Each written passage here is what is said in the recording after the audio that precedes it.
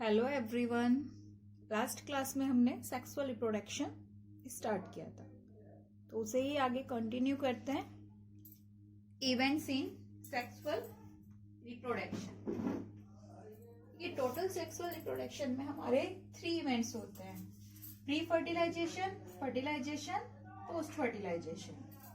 Pre fertilisation का meaning क्या कि अब जो हमारे गैमिट्स हैं उनका फॉर्मेशन कैसे होगा और फॉर्मेशन होने के बाद उनका ट्रांसफर कैसे होता है, वो सारा हमारा आता है प्री फर्टिलाइजेशन में। फर्टिलाइजेशन में होगा फ्यूजन ऑफ द गैमिट्स, कि जो गैमिट्स है उनका फ्यूजन कैसे हो रहा है। और पोस्ट फर्टिलाइजेशन में होगा फ्यूजन होने के बाद जो हमारा जाइगोट बना उसके स्ट्रक्चर में क्या क्या चेंजेस आते हैं। तो first pre fertilisation. Pre fertilisation में हमारे 2 स्टेप्स होंगे: गैमेटोजेनेसिस, गैमेट ट्रांसफर। गैमेटोजेनेसिस में formation of male and female gametes, और उसके बाद उन गैमेट्स का ट्रांसफर होना। तो पहले हम बात करते हैं गैमेटोजेनेसिस की। गैमेटोजेनेसिस हमारा क्या हुआ? Formation of male and female gametes is called the gametogenesis, कि हमारे जो मेल और फीमेल गैमेट्स हैं वो कैसे बनते हैं।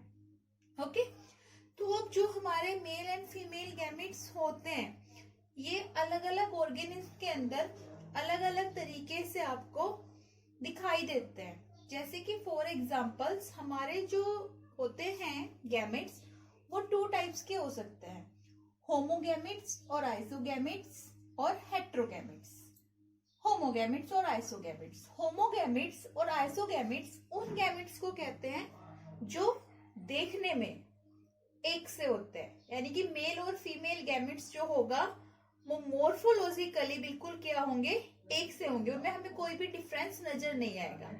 और ये जो ज्यादातर हमारे होमोगैमेट्स और आइसोगैमेट्स पाए जाते हैं मोस्टली सिंपल ऑर्गेनिज्म में पाए जाते हैं, जैसे कि एल्गी, फंगई या स्मॉल यूनिसेलुलर ऑर्गेनिज्म जो होते हैं। तो जो हमारा होमोगैमेट्स का एग्जाम्पल है according to NCERT, that is the Cladophora, और ये एक एल्गी है। देखो आप दोनों में कोई डिफरेंशिएट नहीं कर पाओगे, मेल और फीमेल दोनों देखने में बिल्कुल एक से होते हैं। ठीक है, तो जब हमारे दोनों गैमेट्स मेल और फीमेल बिल्कुल सेम होते हैं मॉर्फोलॉजिकली, दैट इज कॉल्ड होमोगैमेट्स और आइसोगैमेट्स। दूसरी तरीके के हमारे जो गैमेट्स होते हैं उन्हें हम कहते हैं हेट्रोगैमेट्स।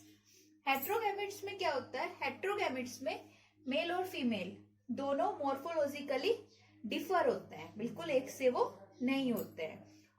जैसे कि example Fucus, it is also a algae. Algae में हमारे 11th क्लास में हमने पढ़ी थी कि एल्गी हमारे 3 तरीके के होते हैं: red algae, green algae, brown algae. ठीक है, तो एल्गी की अलग अलग स्पीसीज के अंदर अलग अलग तरीके से गैमेट्स का फॉर्मेशन होता है।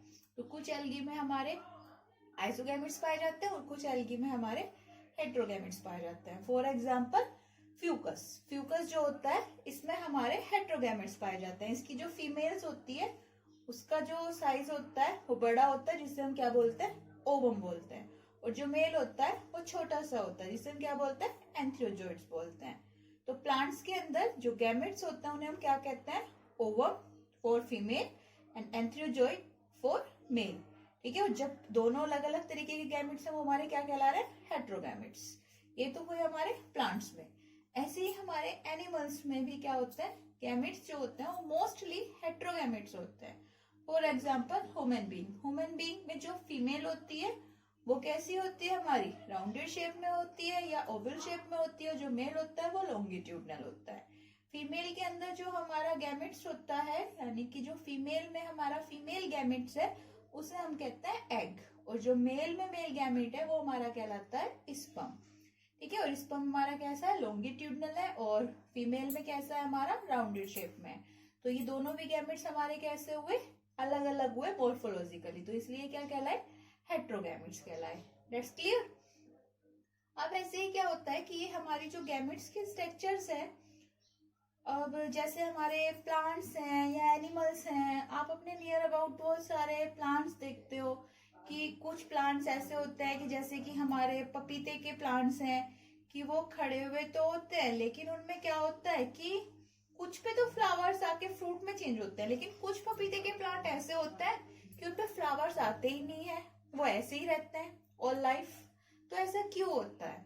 तो इसके थोड़े से रीजंस होते हैं कि क्या प्लांट्स के अंदर क्या सेक्सुअलिटी पाई जाती है या ऑर्गेनिज्म के अंदर क्या सेक्सुअलिटी पाई जाती है। तो वही टर्म्स है हमारी।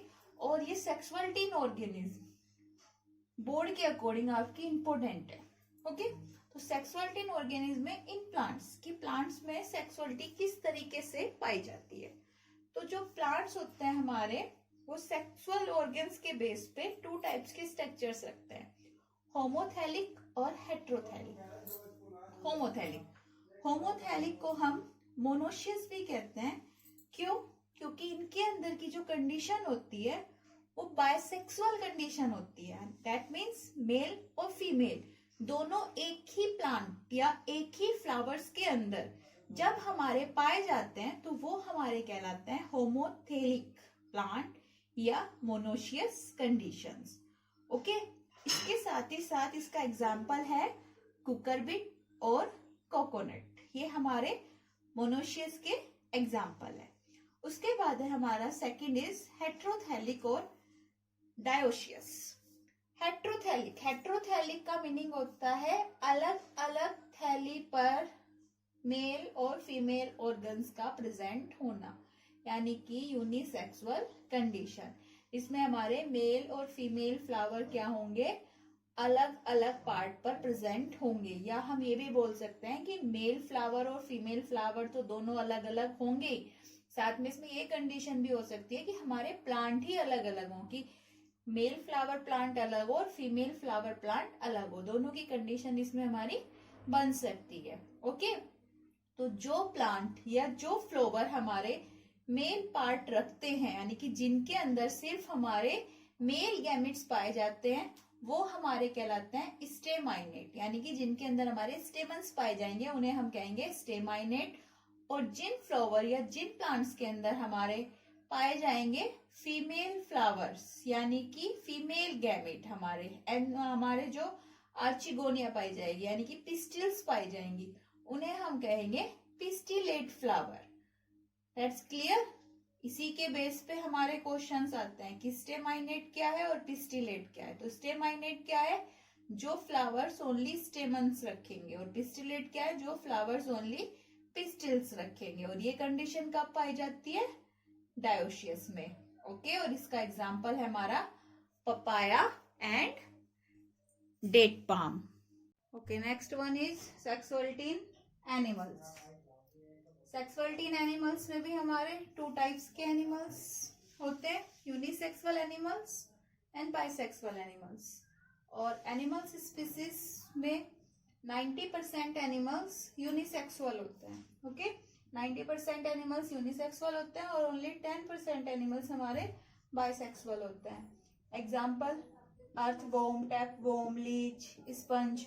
और जो बाइसेक्सुअल एनिमल्स होते हैं ये हमारे कहलाते हैं hermaphrodites, because they have both male and female reproductive organs. एक ही के अंदर दोनों रिप्रोडक्टिव ऑर्गन्स प्रेजेंट होते हैं। उसके बाद क्या होता है, जब हमारे गैमेट्स फॉर्मेशन हो गया तो वो गैमेट फॉर्मेशन हो कैसे रहा है, ठीक है, कैसे होता है gamete formation, time of the cell division. तो वही है हमारा cell division during the gamete formation. तो ऑर्गेनिज्म के बेस पे जो हमारा डिवीजन होता है वो टू टाइप्स का होता है। आपने 11th में पढ़ा था कि सेल डिवीजन टू टाइप्स का होता है, माइटोसिस और म्यूसिस। तो हैप्लॉइड ऑर्गेनिज्म में तो हमारा पाया जाता है माइटोसिस। इसमें क्या होती है हमारी, सिंपल एक पेरेंट सेल्स दो डॉटर सेल्स में डिवाइड हो जाती है। Example Monera, fungi, algae, bryophytes. इसके अलावा हमारा जो दूसरा होता है वो होता है डिप्लॉयड ऑर्गेनिज्म में म्यूसिस। म्यूसिस में क्या होता है, रिडक्शन होता है, पहले 1 से 2 सेल बनती है, फिर 2 से 4 सेल्स हमारी बनती हैं। अब जो हमारे डिप्लॉयड ऑर्गेनिज्म होते हैं जिनमें जो सेल डिवीजन होता है वो कौन सा होता है, म्यूसिस होता है। उनके अंदर एक स्पेशलाइज्ड सेल्स बनती है, उनके अंदर एक स्पेशल सेल्स होती है, दैट इज कॉल्ड म्योसाइट्स। तो ये म्योसाइट सेल्स होती है, ये मेल एंड फीमेल गैमेट्स जो हमारे म्यूटिक डिविजन्स के थ्रू बनते हैं, सिर्फ उन्हीं के अंदर रहती है। और इसे हम क्या, दूसरा नाम है इसका गैमेट मदर सेल्स के नाम से भी जानते हैं, या ये कह सकते हैं कि इसे हम गैमेट मदर सेल भी कहते हैं। और इसका मेन इंपोर्टेंट रोल होता है कि हमारे गैमेट्स को प्रोटेक्शन प्रोवाइड कराती है, ठीक है। और लेके ट्रेडोफाइट से, pteridophyte, gymnosperm, angiosperm and most of the animals including human being, सभी हमारे कैसे ऑर्गेनिज्म है, सभी हमारे डिप्लॉयड ऑर्गेनिज्म है। और सभी के अंदर जो सेल डिवीजन होता है गैमेट फॉर्मेशन के टाइम, वो म्यूसिस के थ्रू होता है। और सभी में हमारी एक म्योसाइट सेल्स बनती है। और इस म्योसाइट सेल्स में क्या होता है, म्योटिक डिविजन के टाइम पे हाफ क्रोमोसोम्स नंबर होते हैं, जो क्या करते हैं ऑर्गेनिज्म के अंदर यानी कि जाइगोट के अंदर मेंटेनिंग द क्रोमोसोम नंबर। ये दो, सपोज करिए कि मेल और फीमेल दो ही हमारे अलग अलग गैमेट है, जब उनका गैमेट फॉर्मेशन हुआ तो दोनों से क्या क्या आता है हमारा एन और एन प्लस हो जाता है, तो 2n बन जाता है हमारा। तो जो ये 2n बन रहा है हमारा, फिर इसके ऊपर जो हमारी कवरिंग बन रही है वो हमारी क्या है, म्योसाइट्स। तो किससे बनी है, हैप्लॉइड सेल से हमारी, ओके। उसके बाद प्री फर्टिलाइजेशन में नेक्स्ट टर्म हमारी थी गैमेट ट्रांसफर, कि गैमेट्स का ट्रांसफर कैसे होता है। अब मोस्टली हमारे जो प्लांट्स होते हैं उनमें जो गैमेट्स का ट्रांसफर होता है वो बाय पोलिनेशन होता है, कि जो गैमेट्स ट्रांसफर करते हैं वो बाय पोलिनेशन करते हैं। और पोलिनेशन कैसे प्लेस करता है, पोलिनेशन प्लेस कर सकता है by air, by water and bye insect, ठीक है। इन सब चीजों के थ्रू कर सकता है। एनिमल्स में मोस्टली जो हमारा गैमेट का ट्रांसफर होता है वो हमारा कैसे ट्रांसफर होता है, एनिमल्स में हमारा जो गैमेट का ट्रांसफर होता है वो बाय फर्टिलाइजेशन ही होता है। फर्टिलाइजेशन करते हैं, उसी से गैमेट का ट्रांसफर हो जाता है। इसके अलावा हमारे कुछ जो लोअर प्लांट होते हैं जैसे कि ब्रायोफाइट, मोस और कुछ लोअर एनिमल्स होते हैं, उनके अंदर जो हमारा गैमेट ट्रांसफर होता है उसे गैमेट ट्रांसफर करने के लिए एक मीडियम चाहिए। तो वो मीडियम हमारा जो होता है वाटर। इसके लिए आपका क्वेश्चंस भी आ सकता है कि जैसे कि क्वेश्चन आ जाता है कि मोस और ब्रायोफाइट जो होते हैं उनकी लाइफ वाटर के बिना पॉसिबल क्यों नहीं है। तो इनकी लाइफ वाटर के बिना इसीलिए पॉसिबल नहीं है, वाटर के थ्रू ही जो इनके मेल ऑर्गन्स के मेन रिप्रोडक्टिव पार्ट होते हैं जैसे कि पोलन ग्रेन, जो हमारा ब्रायोफाइट है उसके जो पोलन ग्रेन्स होंगे वो फीमेल रिप्रोडक्टिव पार्ट तक वाटर के थ्रू ही मूविंग करके पहुंचेंगे। इसलिए ये वाटर के बिना अपनी लाइफ साइकिल पूरा ही नहीं कर सकते, ओके। ये तो हमारा प्री फर्टिलाइजेशन। उसके बाद नेक्स्ट टर्म है अब फर्टिलाइजेशन एंड पोस्ट फर्टिलाइजेशन, वो हम नेक्स्ट वीडियो में डिस्कस करेंगे। और अगर आपने चैप्टर की स्टार्टिंग की वीडियोस नहीं देखी हैं तो आप पहले वो वीडियोस देख लें, उसके बाद ही इस वीडियो को सुने, क्योंकि नहीं तो चैप्टर का कॉन्सेप्ट क्लियर नहीं होगा, ओके।